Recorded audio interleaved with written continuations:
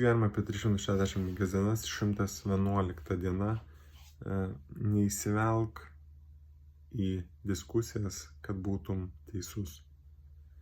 Tai čia toks pakankamai sunkus dalykas, nes visi nori būti teisūs ir dažnai prasideda argumentai, ginčai kažkokie ir jie tęsiasi tik dėl to, kad kažkuri pusė laimėtų, kur abi pusės yra nei specialistai, šneka iš savo nuomonės kažkokios arba iš limituoto žinojimo ir pirmyn atgal tokie tušti ginčiai, laiko švaistymas, geros energijos švaistymas, nes tie ginčiai dažniausiai kuo ilgiau tęsiasi, tuo atmosfera blogėja.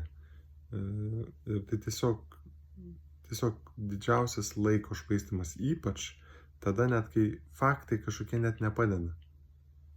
Kai negali prieidinėti prie faktų, yra vartomas ir dar kažkas daroma, tai tiesiog reikia tokius dalykus nujuokti ir pabaigti.